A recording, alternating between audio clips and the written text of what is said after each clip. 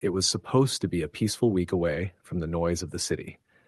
My job in Charlotte had been suffocating for months. Deadlines, meetings, and that constant hum of anxiety that never seemed to go away. My sister Emily told me I needed a break before I snapped. She offered the old beach house our family inherited from our grandparents. It had been in the family for decades, a weathered wooden structure that clung to the shoreline like it belonged there. I hadn't been back in nearly 10 years. I left on a Monday morning. The drive took me about 5 hours. I didn't rush. I played old CDs and rolled the windows down once I neared the coast. When I pulled into the gravel driveway around 4:30 p.m., the place looked just as I remembered.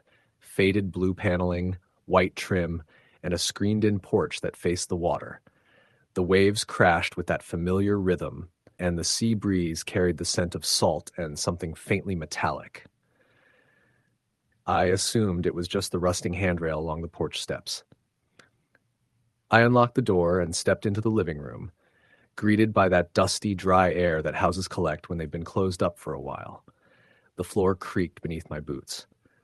I dropped my bag on the old couch and started opening windows. The place felt preserved in time, with the same flower-patterned couch, the wood-paneled walls, and that grandfather clock in the corner that had never worked properly. It took a few hours to settle in. I unpacked my groceries, opened a bottle of wine, and watched the sun dip below the horizon from the porch. That first night, I felt calm for the first time in months. But by the second night, things started feeling off. I had gone to bed around 10 p.m. I was staying in the master bedroom upstairs at the one with the small balcony that overlooked the beach. I had cracked the window to let in the breeze and was nearly asleep when I heard footsteps on the porch below. At first, I thought it might be the wind rattling something loose, but the footsteps were too deliberate. Slow, heavy, like someone pacing. I froze. My phone was charging on the nightstand. I reached for it, but hesitated. Who would be out there? I crept out of bed and went to the window. I leaned forward, trying not to make a sound, and peeked through the curtain. The porch was empty. I held my breath for what felt like a full minute, watching, waiting. Nothing moved. I convinced myself it had just been the house settling or maybe a raccoon, and I went back to bed. But the unease didn't leave me. The next morning, I found footprints in the sand directly beneath the porch. Bare feet. I don't mean beachgoer prints. They were too close to the house, and they circled around the side, disappearing into the brush where no one should have been walking. The sand was undisturbed otherwise. No prints leading from the beach or the road. Just that one set, as if someone had come from the house itself. I went back inside and locked the doors, even though it was morning. I didn't mention it to Emily when I texted her later. She'd just say I was being paranoid. Still, I couldn't shake the feeling that something was wrong. That night, I slept with a flashlight on the nightstand. Around 3 a.m., I woke up to a loud thump downstairs. It wasn't subtle or soft. It was like something heavy had fallen. My heart was pounding before I was even fully awake. I grabbed the flashlight and crept down the stairs, every step groaning under my weight. When I reached the bottom, I scanned the living room. One of the dining room chairs had been knocked over. That alone wouldn't have scared me. What did scare me was that I had pushed all the chairs in after dinner, and this one was now halfway across the room. I checked all the doors. Still locked. No windows open. I stood in the silence for nearly 10 minutes before I convinced myself to go back upstairs. The following day, I started noticing more things. Drawers left open when I hadn't touched them.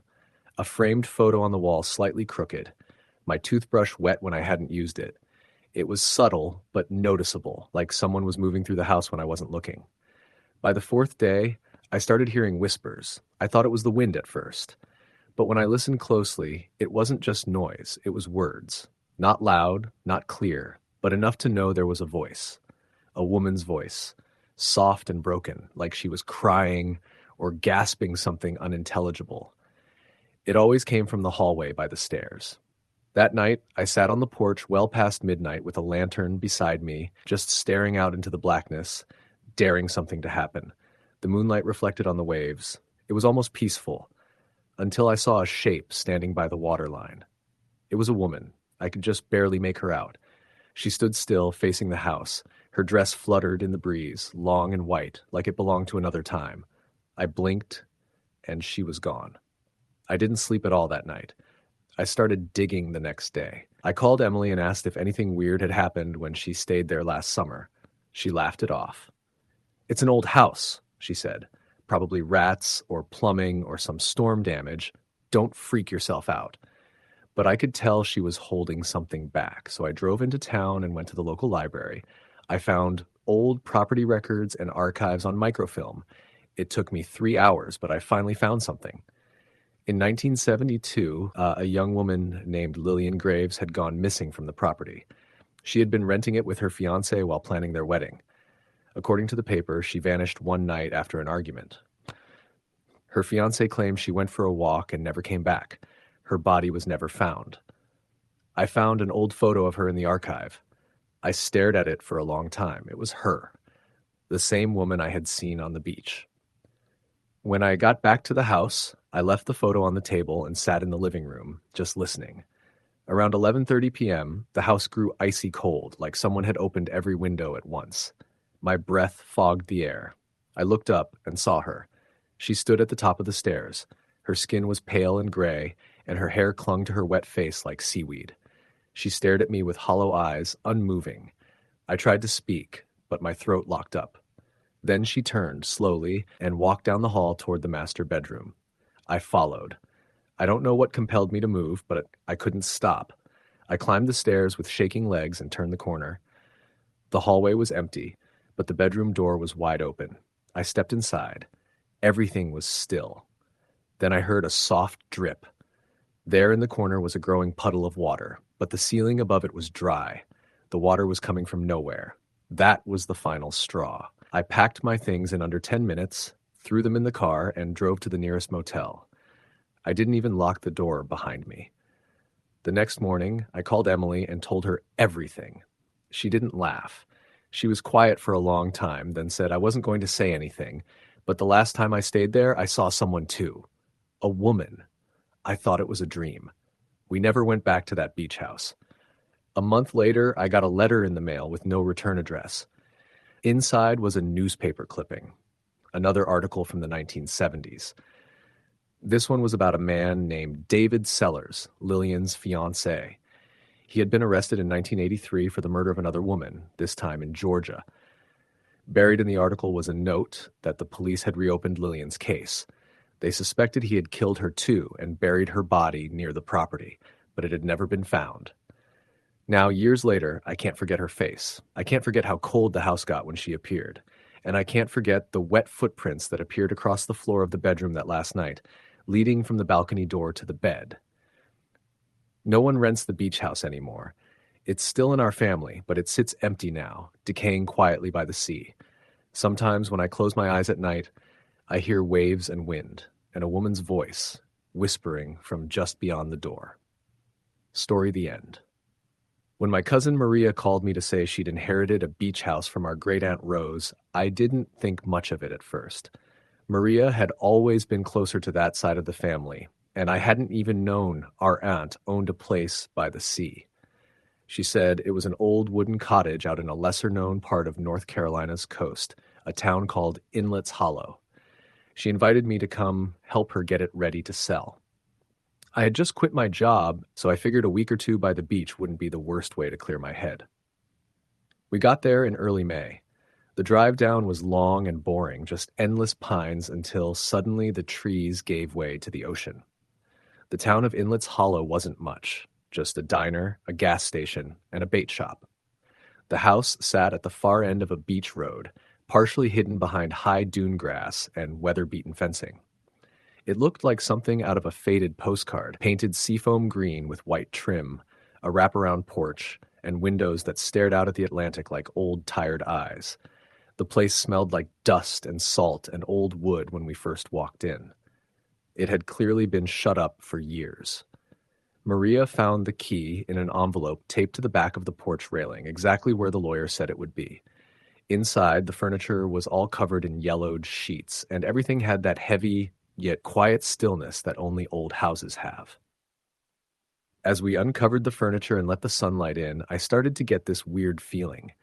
Not fear, exactly, but like we weren't supposed to be there. I didn't say anything to Maria. We spent the first few hours airing out rooms and sweeping floors.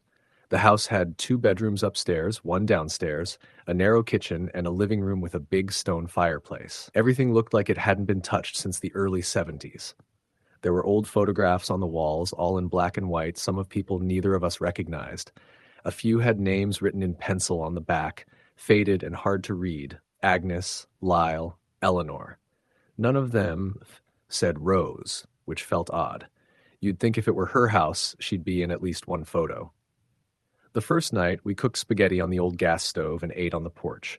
The wind off the ocean was cold and strong, and you could hear the waves crashing even from inside. Maria seemed more relaxed than I'd seen her in months. She talked about fixing up the place, maybe even keeping it as a vacation rental. I smiled and nodded, but I was already thinking about how strange the house felt, like it had a memory of its own.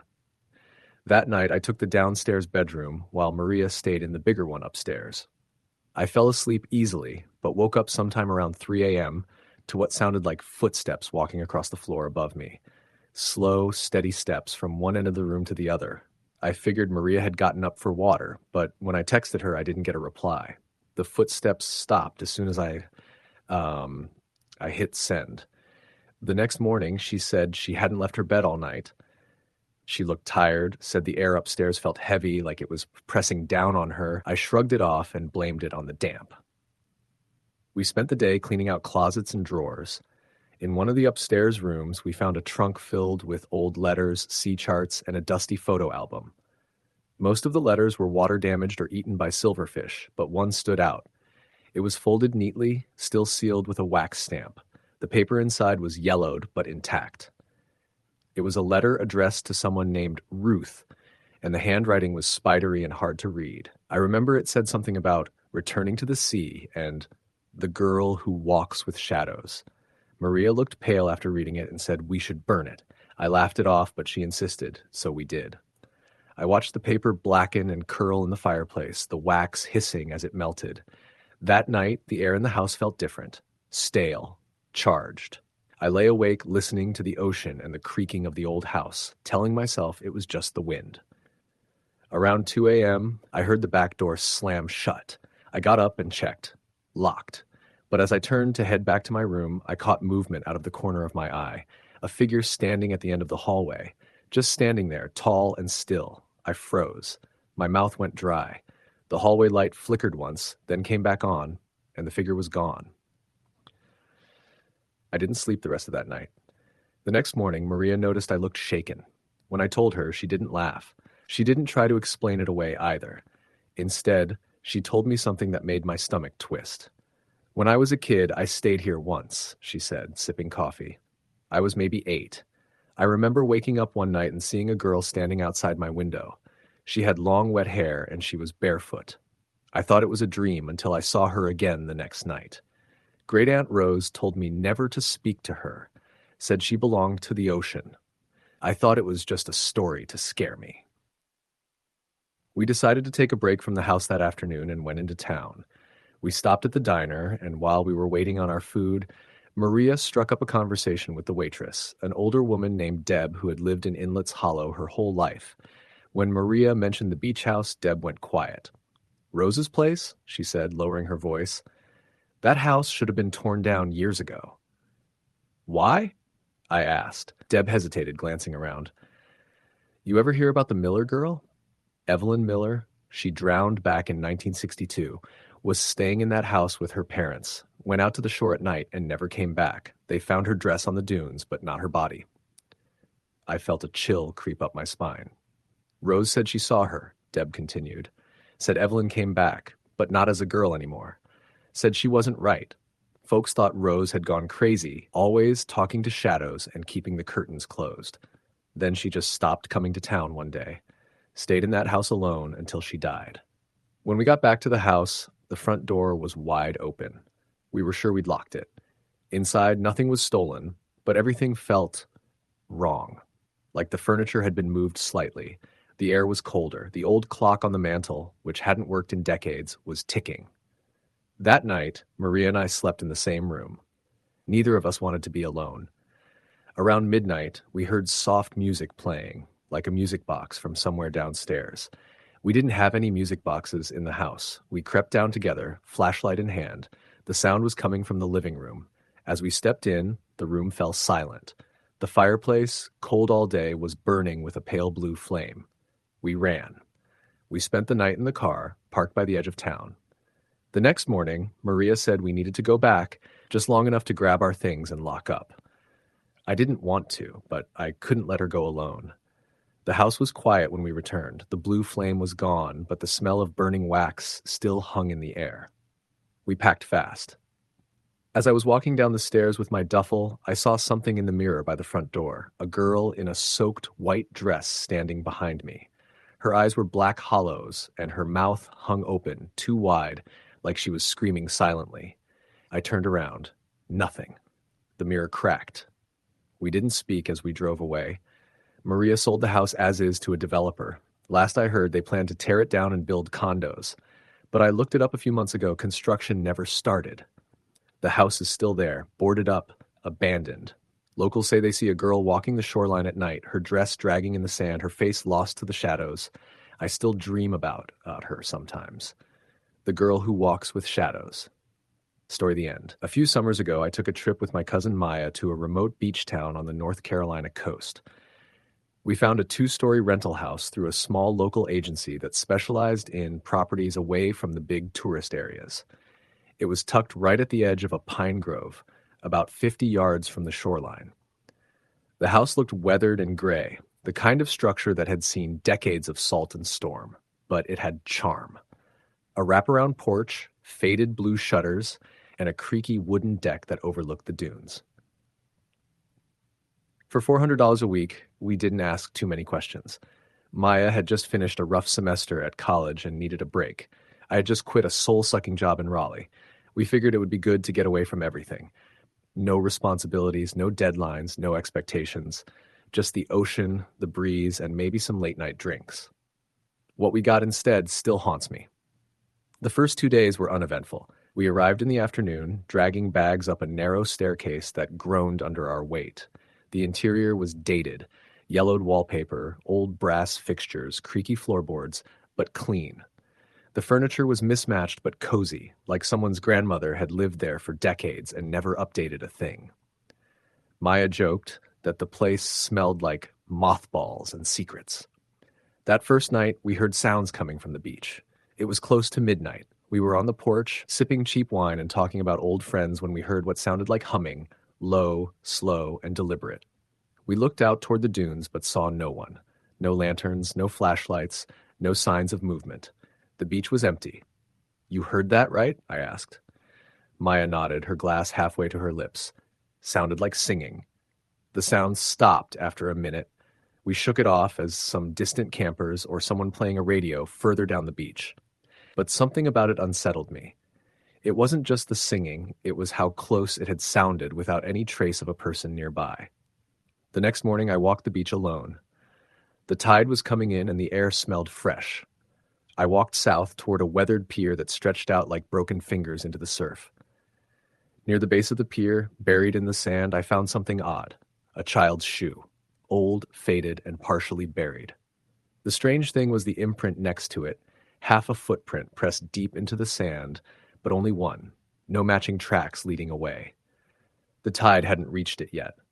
I took a photo of it, thinking maybe I'd show it to Maya later, but something about the way the shoe sat there, almost deliberately, bothered me. Later that afternoon, we went into town for groceries. We chatted with a cashier at the small general store. When I mentioned the house we were staying in, she raised an eyebrow. "That the one near Bell's Hollow?" I shrugged. "I think so. There's a pine grove behind it, right near the dunes." She hesitated before ringing up our things. "Just be careful out there. Locals don't go near that stretch of beach after dark, not since that drowning." I glanced at Maya, who looked just as confused as I was. "What drowning?" The cashier shook her head. "Little girl, back in the 80s, never found her body. They say her mother kept walking the beach for years afterward, calling her name. That house you're in used to belong to them." We didn't ask any more questions, just paid and left. On the drive back, Maya was unusually quiet. You think it's just a local ghost story? She asked. Probably. Every town like this has one. Adds charm, right? But I didn't believe that. Not really. Not after the humming. Not after the shoe in the sand. That night, the air turned heavy. No wind, no breeze, just a suffocating stillness. We went to bed early. Around 2 a.m., I woke up to a scratching sound, slow, rhythmic, like nails against wood. It was coming from the hallway. I sat up listening.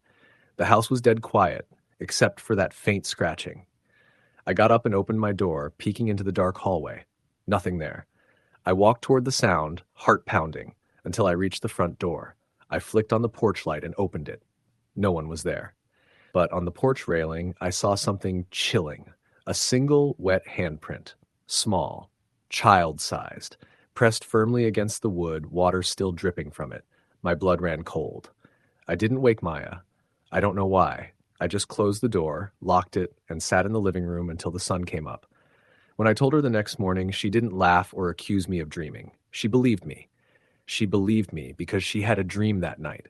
She said she was standing on the beach, and a little girl with long, wet hair was calling her name, over and over, voice barely a whisper. We decided to leave that day, but a storm rolled in before we could pack.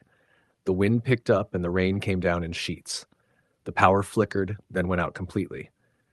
We stayed inside, lighting a few candles and waiting it out. That night, the atmosphere in the house changed. It felt heavier, charged, like something was moving through the walls. Every creak sounded deliberate.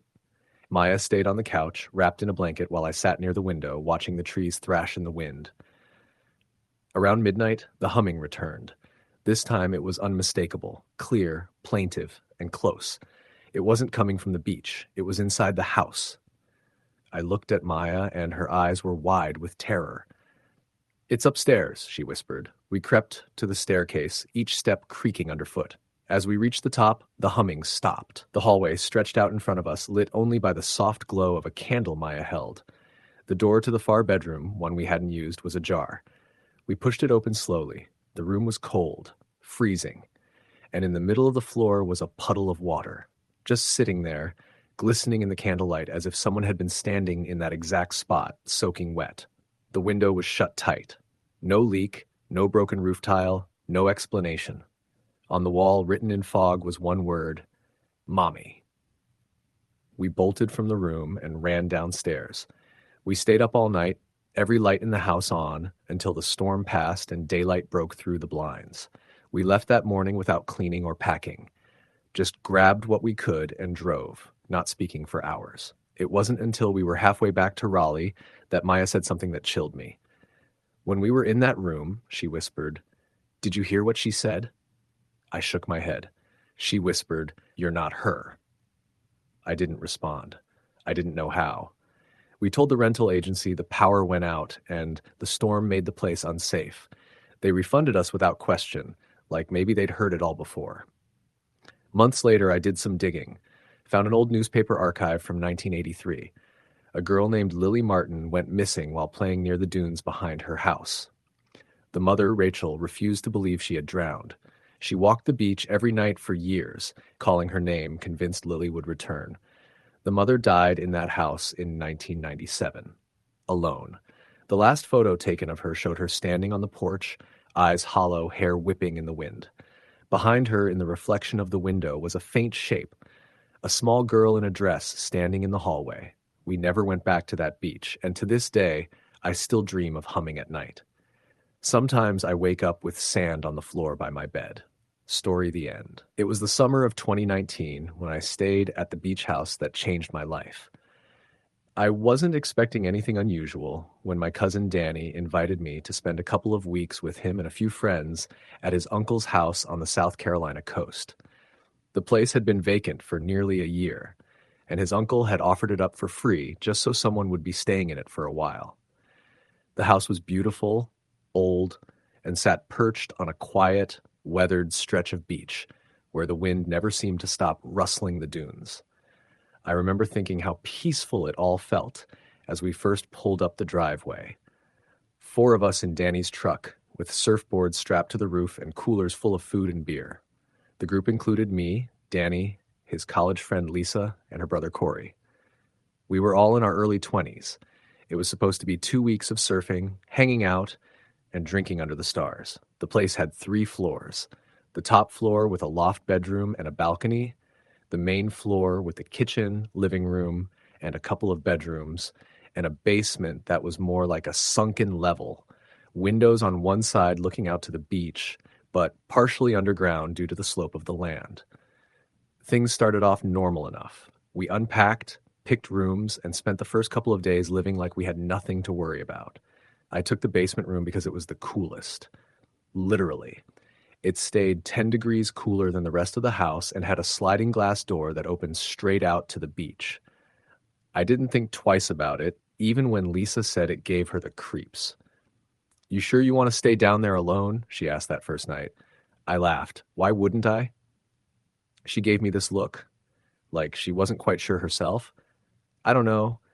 It's just got weird energy or something. Like, stale. Heavy. Danny chimed in from the kitchen.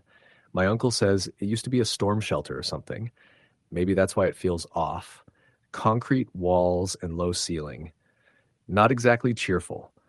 But I didn't care. I liked the sound of the waves at night, and I loved being able to step straight outside when I wanted to smoke. The first strange thing I noticed happened on the third night. I woke up around 2 a.m., sweating. The cool basement was suddenly sweltering hot, like a furnace. The air was thick, and my skin felt clammy. I got up to check the thermostat, but found it still set to 68. That's when I heard something, a faint tapping from the glass door. I turned and looked, but didn't see anything. I stood there for a moment, staring at the dark beach beyond the glass. The moonlight lit up the sand and water in soft silver. Nothing moved. No wind, no crickets, just absolute stillness. Then came the tapping again. I flicked on the patio light, thinking maybe a bird or crab was knocking against the glass, but there was nothing. I stepped outside, barefoot. The sand was cold, and the air out there was exactly how it should have been, crisp, damp, and fresh. I looked around. No one. No movement. I went back inside, locked the door, and told myself it must have been the house settling or some beach debris knocking in the wind. But I didn't sleep well that night. I kept waking up with the feeling that someone was standing over me, not doing anything, just watching.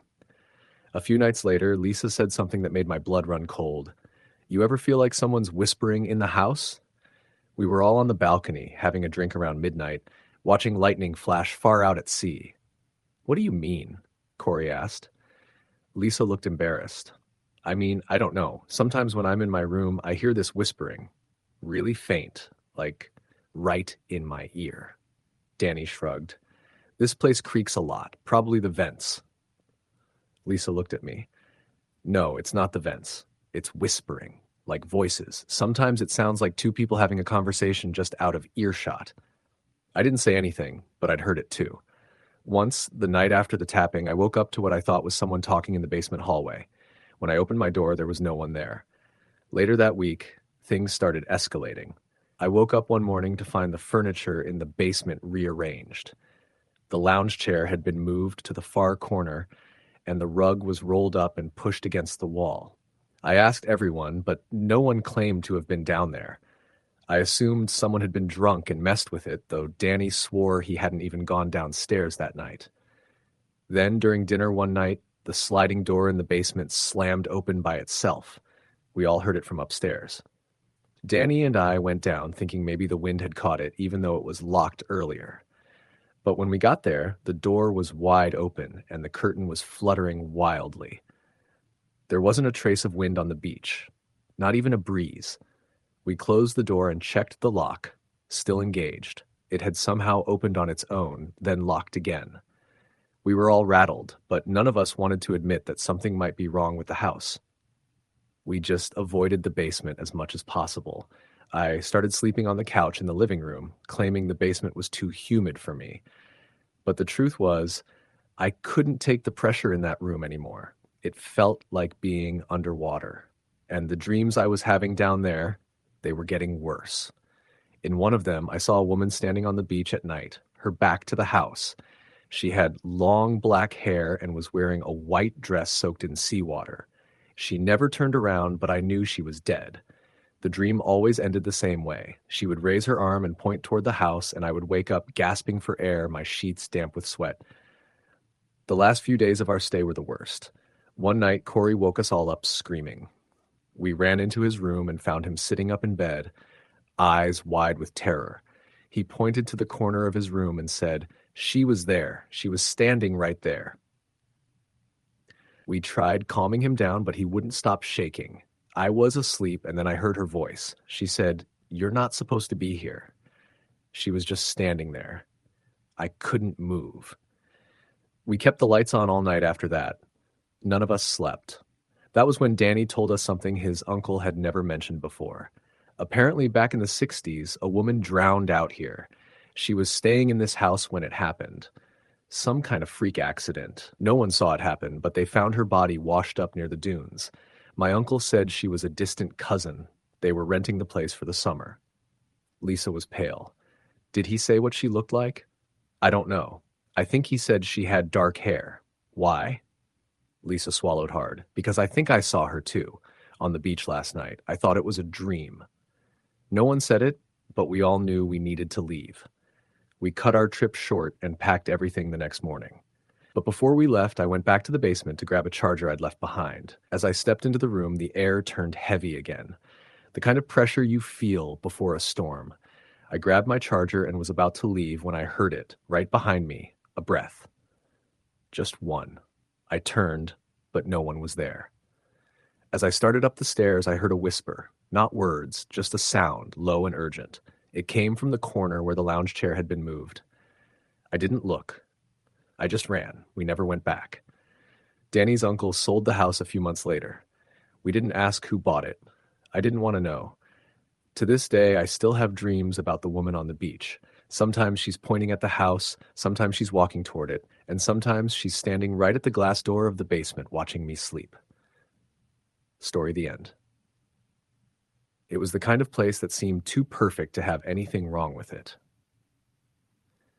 The beach house was nestled at the edge of a quiet stretch of sand in a little-known coastal town in Maine. There weren't many neighbors around, just a few other vacation homes scattered far enough apart that each place felt isolated, surrounded by dunes and the constant whisper of the ocean wind. The house belonged to my Aunt Sylvia, who had passed away unexpectedly in her sleep 2 years ago. Since then, it sat mostly unoccupied, except for the occasional weekend visit by family members. She had always talked about retiring there, about waking up every day to the view of the waves and the morning fog rolling in. But she never got to enjoy it for long. She'd only lived in the house for 6 months before her death. My mom had asked me to go out there for a week to check on the property. The roof had started leaking, and there was talk of getting it renovated to sell. I had no objections. Honestly, I needed the time away. Life had become stifling in the city, and the beach seemed like the best place to clear my head. I arrived in the early afternoon, the house standing tall at the end of a long, winding dirt path. It was beautiful, wooden, grayish-blue siding, 2 floors with a wraparound deck, and wide windows facing the ocean. The smell of salt and pine hung in the air, and gulls circled overhead. Inside, everything was just as I remembered from childhood visits. Seashells arranged on the mantel, woven rugs with nautical patterns, my aunt's framed paintings of coastal scenes lining the hallway. It was almost too well preserved, like no time had passed at all. The first 2 days were uneventful.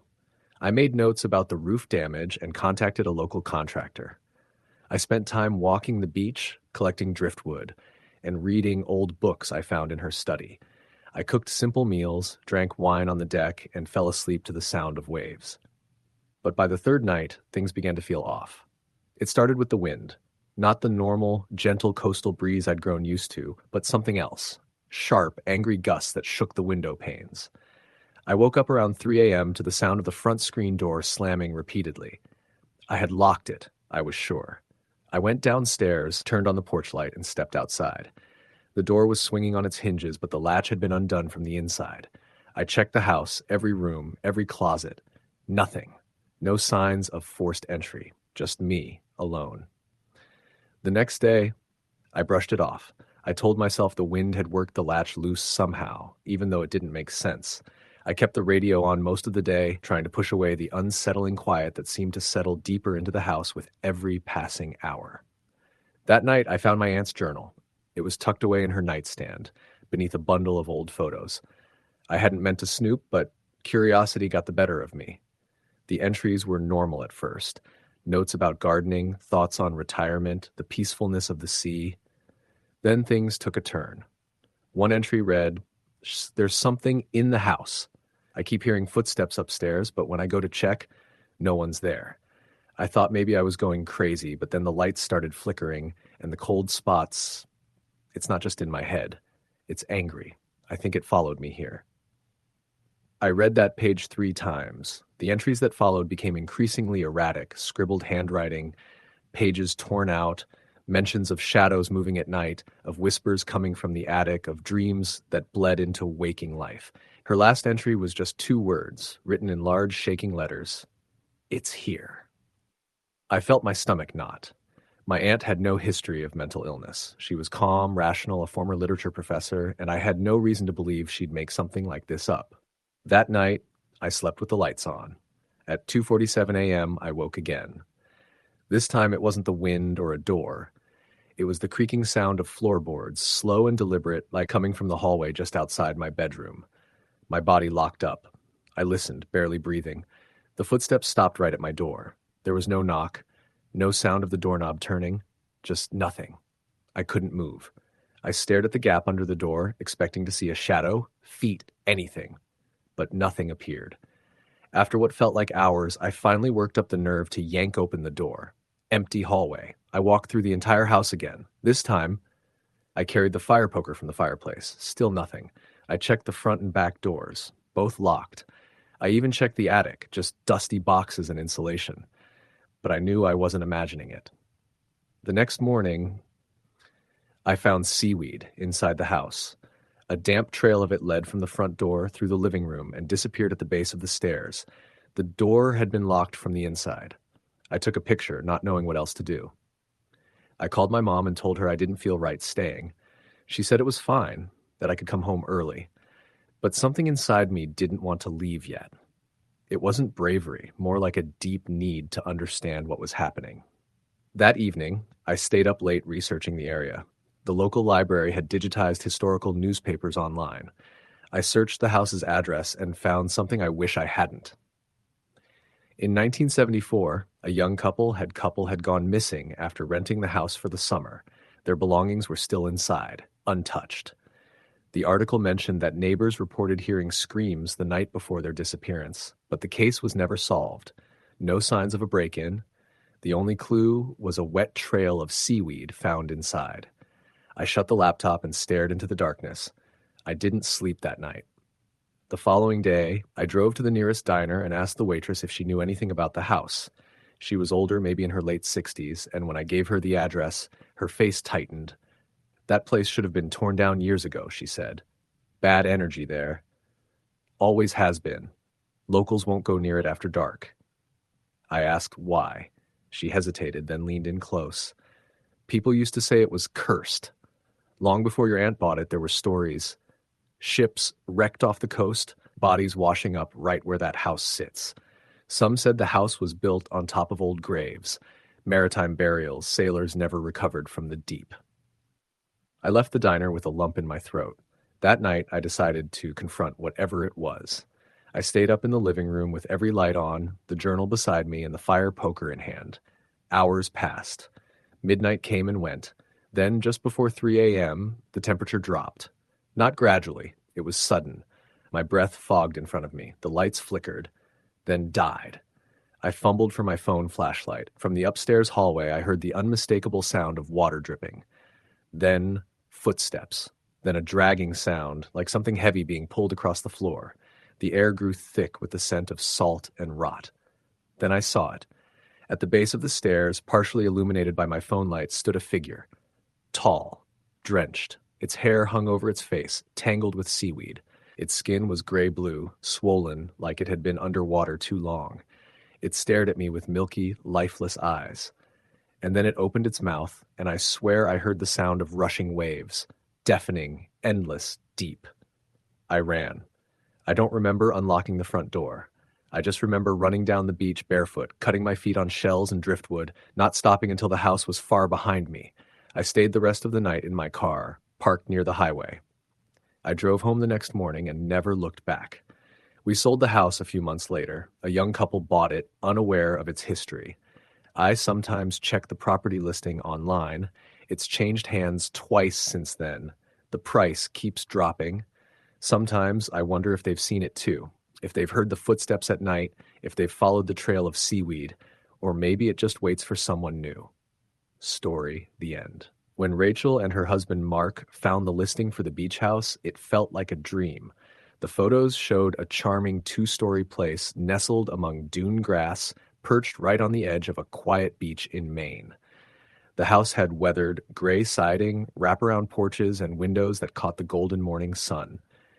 It was affordable, suspiciously so, but they chalked it up to off-season pricing and the fact that it had been on the market a long time. The real estate agent, a woman named Celeste with sharp cheekbones and a vague, distracted air, seemed almost surprised when they called. "It's available," she said, after a long pause. "Would you like to book a showing, or are you thinking short-term rental?" Rachel said they were looking to stay for a month. Mark was a writer on sabbatical, and she worked remotely as a UX designer. They needed quiet, inspiration, and time. Celeste agreed to meet them the following Friday. When they pulled up to the property, a cold wind blew in from the Atlantic. The air smelled of salt and something else, faintly metallic, like blood. Mark didn't mention it, but Rachel noticed his nostrils twitch. The house was exactly as in the photos, maybe even more beautiful in person. Still, there was a subtle heaviness to the place, like something old and buried lay beneath the sand. Celeste greeted them, smiling tightly, and unlocked the front door. The wooden floor creaked beneath their feet, the sound echoing faintly up the empty stairwell. Dust motes danced in the late afternoon light streaming through the tall windows. The house had been cleaned, but not lived in. Rachel noticed that none of the fixtures looked new. The appliances worked, but had a certain faded quality, like everything inside had aged faster than it should have. "There's no internet, by the way," Celeste said. "You'll have to use your phones as hotspots. It's a zoning thing." Mark frowned. The listing didn't mention that. Celeste tilted her head. "I thought it did. My mistake." They took the house anyway. Their first night was quiet, save for the wind that hissed against the windows. Mark stayed up late in the study downstairs typing, while Rachel curled up in the bedroom reading a novel. Around midnight, she heard what she thought were footsteps on the deck. Slow, deliberate. She paused, listening. They stopped. When she got up and looked through the blinds, the beach was empty, just sand and moonlight and the tide rolling in. The next morning, she told Mark about it. "You're probably hearing the house settle," he said, not looking up from his laptop. Old beams and wood floors. But Rachel had grown up in an old farmhouse. She knew the difference. That day, they walked into the small town nearby and bought groceries and candles, just in case. The weather was colder than they expected, gray clouds always hanging low on the horizon. By the time they got back to the house, it was near dusk. The ocean looked leaden and strange, like it was holding its breath. That night, Mark came to bed at 3 a.m., pale and distant. "What's wrong?" Rachel whispered, stirring as he slipped under the covers. "Nothing," he said. "I just couldn't sleep. Too quiet in this place." She didn't press, but she noticed he left the study door open from then on. The third night, things changed. They'd eaten dinner, pasta and red wine, and were sitting by the fire when the power cut out. It didn't flicker, didn't surge. It just died. A low electric hum vanished, leaving behind the raw hush of the wind and sea. Rachel blinked in the dark. "Was that the storm?" she asked. "No storm," Mark muttered. "It's clear tonight." They lit candles. The house looked different in that dim light, more angular, unfamiliar. Rachel sat on the couch, listening. She could hear a low sound, like whispering beneath the rustle of the wind. "Do you hear that?" Mark turned his head. "What?" She shook her head, unsure. The sound faded. They went to bed early. At some point in the night, Rachel woke to find the room freezing. The heater was off, of course, but the cold felt unnatural, as though the walls themselves had lost all warmth. She reached for Mark, but found the bed beside her empty. The sound of footsteps on the stairs made her sit up sharply. "Mark?" she called out. No answer. She got up, pulled on a sweater, and stepped into the hallway. It was pitch black, save for a faint glow coming from the bottom of the stairs. Candlelight. As she descended, the air grew colder. The wooden stairs felt damp beneath her bare feet. When she reached the bottom, she saw the front door wide open, wind blowing sand across the threshold. The candle in the hallway guttered weakly. Outside, on the deck, stood Mark, staring out at the water, completely still. Mark, she said, stepping toward him. He didn't turn. His eyes were wide, jaw slack, as if entranced. She grabbed his arm. He jumped, inhaling sharply, as though surfacing from a deep dive. What the hell are you doing? I heard someone calling me. They both looked out at the empty beach. Nothing there but moonlight and the endless sound of the tide. Rachel shut the door tightly that night. The next day, she insisted they leave just for a few hours, go into town, get coffee, and sit somewhere bright and full of people. Mark agreed, but seemed distracted, distant. In the coffee shop while sipping her latte, Rachel noticed something strange. A framed newspaper article on the wall near the bathroom. It was old and yellowed, dated 1994. The headline read, "Mysterious Drowning at Gulls Point Beach House." She got up and read the article. A couple tourists from New Jersey were found dead on the beach, face down in the surf, though no storm had hit.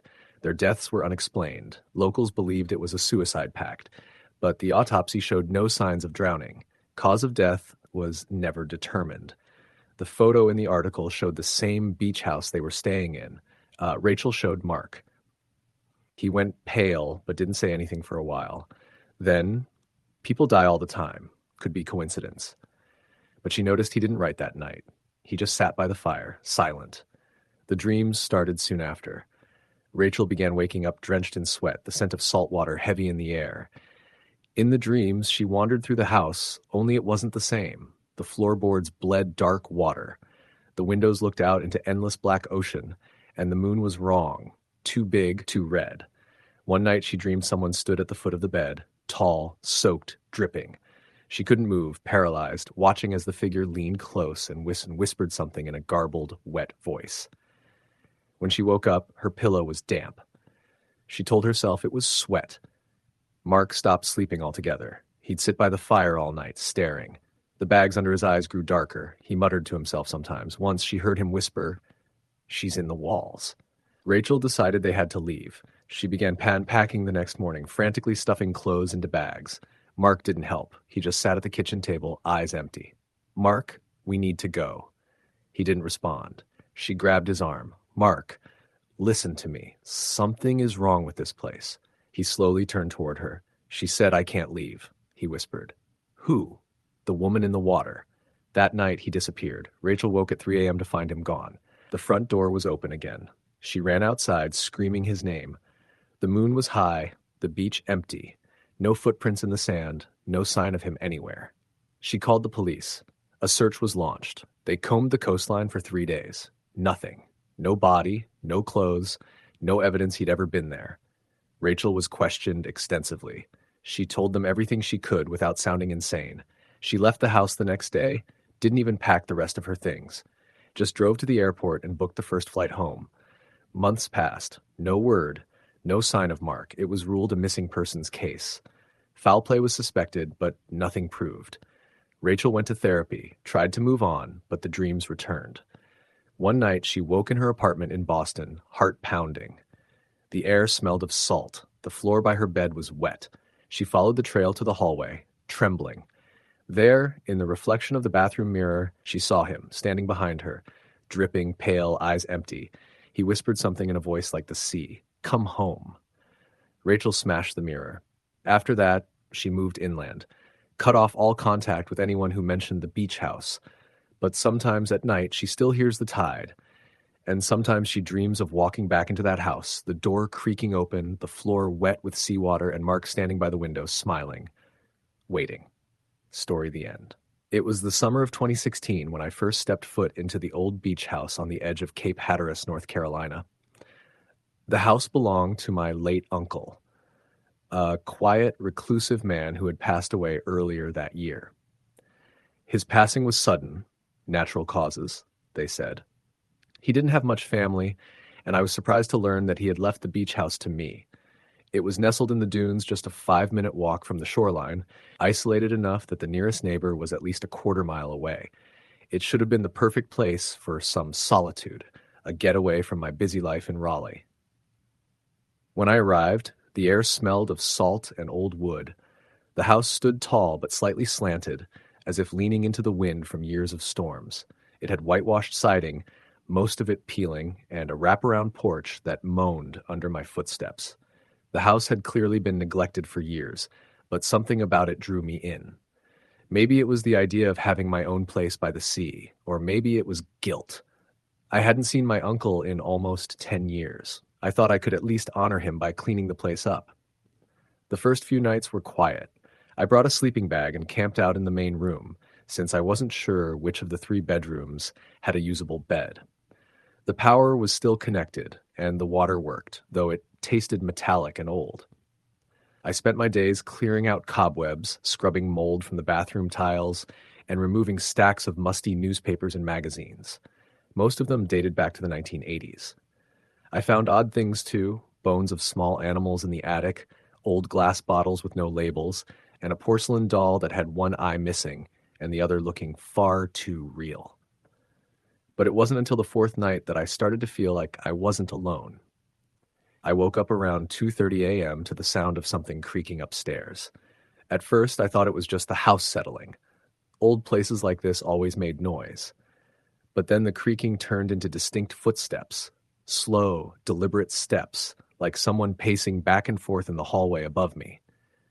My heart started racing. I hadn't even opened the upstairs bedrooms yet, and I was certain I hadn't seen anyone around the property since I arrived. I stayed still and listened. After a few minutes, the footsteps stopped. I finally got the courage to shine my flashlight up the staircase, but I saw nothing. Still, I didn't go up. Something about that second floor felt wrong. I tried to sleep again, but kept waking up to the sound of whispering. It was faint, like it was coming through the walls. The next day, I forced myself to go upstairs. The staircase groaned with every step. At the top was a narrow hallway with 3 doors, 2 bedrooms, and a small office. I checked each one, trying to keep my breathing steady. Dust covered everything. The office had a window that faced the sea and an old desk with a broken drawer.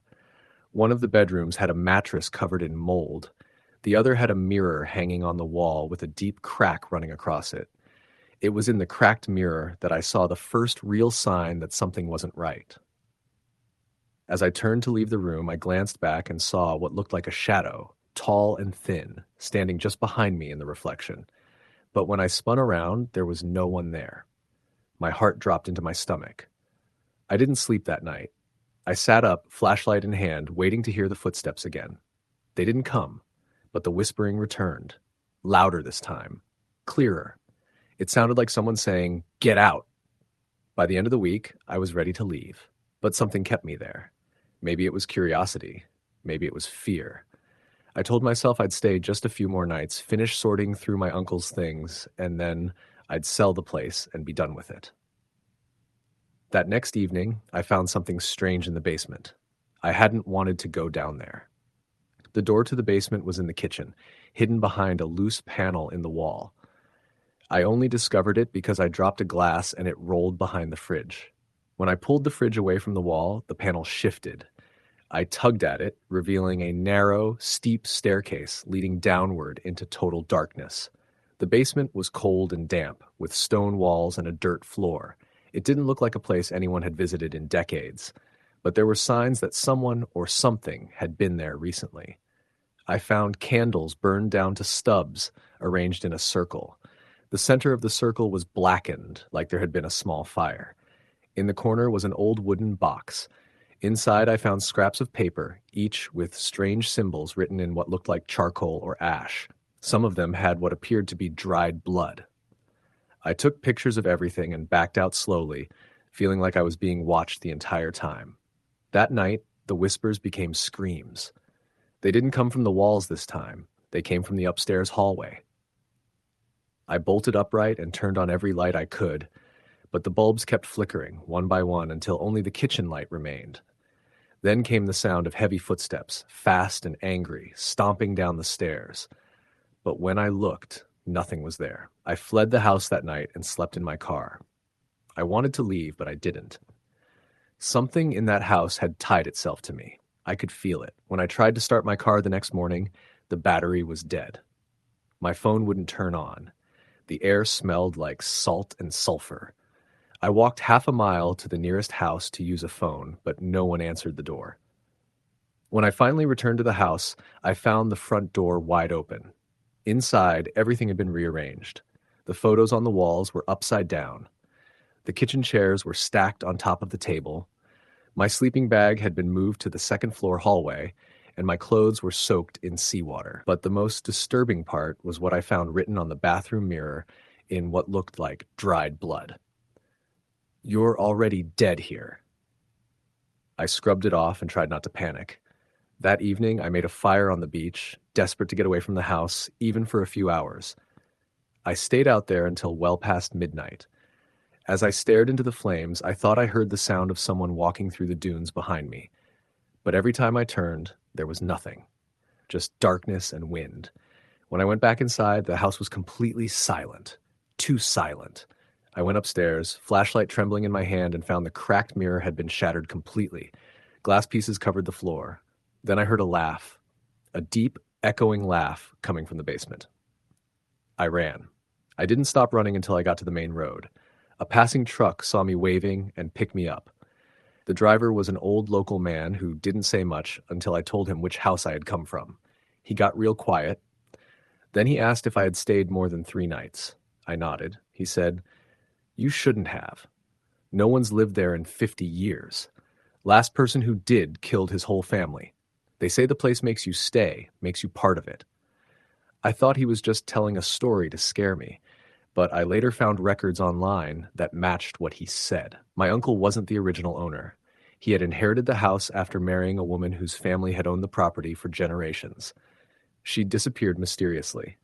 Her parents before her had died in the house under strange circumstances. No one ever stayed long. The few who did changed. Some never left.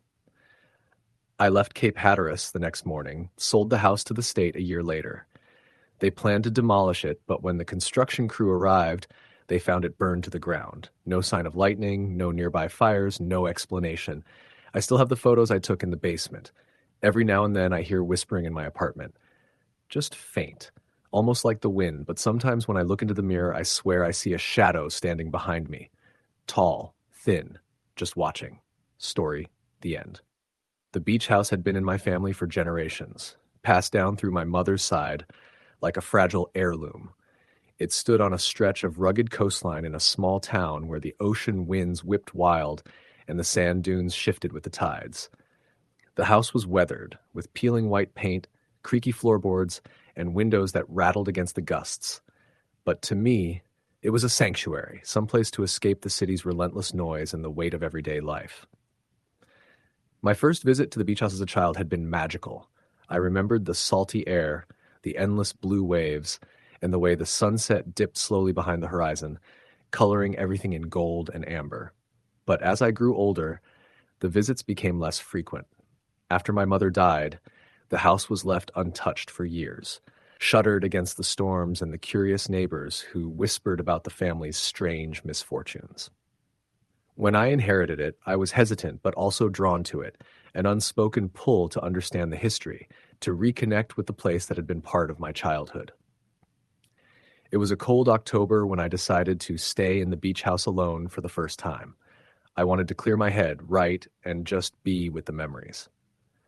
The town was nearly empty then, the summer crowds long gone, and the gray skies hung heavy over the ocean. The house creaked as the wind pushed against it, and every night the sea called out with a lonely howl. The first few days passed quietly. I unpacked, explored the narrow beach, and made notes in my journal. At night, I slept soundly, lulled by the rhythmic crashing of the waves. But on the 4th night, something shifted. It began with the footsteps. I woke in the dead of night, heart pounding. The house was silent except for the wind outside. But beneath the sound of the breeze, there was another noise. Soft, deliberate footsteps pacing just above me, on the 2nd floor where the bedrooms were. I lived on the ground floor, the kitchen and living room, so the footsteps should have been far away. but they were clear, measured, like someone was walking slowly back and forth right above my head. I tried to convince myself it was the house settling or an animal in the attic. The old beach houses creaked in strange ways, and sometimes the wind could rattle the loose shutters to sound like footsteps. But the pace of the steps was too rhythmic, too purposeful. I got out of bed and crept to the stairs. They groaned under my weight, the only sound in the quiet house. I climbed up slowly, peeking into each room. All were empty. The windows were shut tight, and there was no sign anyone had been there. I called out softly, "Hello?" but only the wind answered me. The footsteps stopped. I returned downstairs, trying to steady my breathing. Maybe it was my imagination. Maybe I was just lonely and the silence had gotten inside my head. The next day I met the town librarian, an older woman named Evelyn, who knew the history of the house better than anyone. I asked her about the family and the house's reputation. "There have always been stories," she said quietly, as if sharing a secret. "Your grandmother told me once about a young girl who lived here long ago. Her name was Anna. She died here, tragically, many years ago. Some say she never left." I nodded, feeling the weight of the old tale settle on me. Evelyn told me how Anna had drowned in the ocean, just off the beach, on a stormy night not unlike this one. The townsfolk had buried her quickly, but strange things had been seen around the house ever since. Footsteps, whispers, shadows flickering in the corners. I wasn't sure if I believed it, but that night the footsteps came again. This time, I was ready. I sat up in bed and listened carefully. They paced slowly, step, step, step, across the floor above. But after a few moments I heard something else. Soft crying, a faint whisper carried on the wind. "Help me!" The voice was almost inaudible but unmistakable. I froze, my skin prickling with a mixture of fear and sympathy. I wanted to believe it was a trick of the wind, but the sorrow in that whisper was too real. I spent the night trying to stay awake, watching the ceiling, waiting for whatever it was to reveal itself. As dawn broke, the sounds faded with the night. Over the next few days, the presence grew stronger. Objects shifted slightly when I wasn't looking. A chair moved closer to the window. A book fell from the shelf. Sometimes, when I entered a room, I caught a glimpse of something out of the corner of my eye. A pale figure standing by the doorway, vanishing when I looked directly.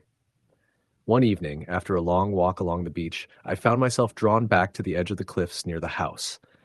The ocean was dark and restless, waves smashing against the rocks. I noticed a small, weather-beaten locket lying half buried in the sand. I picked it up carefully, the metal cool and tarnished. Inside was a faded photo of a young girl, her eyes wide and full of life. The moment I touched it, I felt a cold chill crawl up my arm. The air grew thick, and a whisper floated around me. Anna's voice, pleading again, "Please, don't forget me." That night, I couldn't sleep at all. I sat by the window, clutching the locket, trying to understand what she wanted. I decided to explore the attic, a dusty space I had avoided since arriving. The stairs were steep and narrow, the air stale with years of neglect. As I reached the top, I found an old trunk covered in cobwebs. Inside were letters, faded photographs, and a diary belonging to Anna. The diary was filled with her hopes, her dreams, and her fears. She had been a bright, spirited girl who loved the ocean but felt trapped by the town's strict rules in the shadow of a secret family feud. Her last entries were filled with despair, hinting that she planned to run away, only to be caught in the storm and swept away by the sea. Reading her words, I felt the depth of her loneliness and anguish. I realized that her spirit lingered, bound to the house and the unresolved pain she carried. That night, I spoke aloud to the empty room, promising I would tell her story, that she would not be forgotten. The footsteps came again, slower this time, more gentle, as if she was listening. Over the next weeks, I researched Anna's life, piecing together her story from old town records and conversations with the elderly residents. I wrote it all down, a tribute to the girl who had been lost but not erased. One evening, as the sun set and painted the sky in fiery hues, I sat on the porch with the diary and the locket. The air was calm, the usual wind quiet for once. I felt a presence beside me, warm and peaceful. I looked up and for a moment saw her, Anna, smiling softly, eyes full of gratitude. Then she was gone. After that night, the footsteps stopped. The house felt lighter, the shadows less dense. It was as if Anna's spirit had finally found rest, freed by the promise that her story would live on.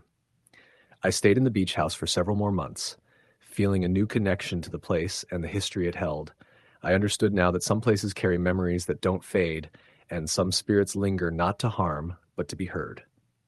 The beach house still stands, weathered and worn, but alive with the whispers of the past. And sometimes, when the wind is just right, you can hear soft footsteps on the old floorboards, a gentle reminder that some stories never truly end. Story the end.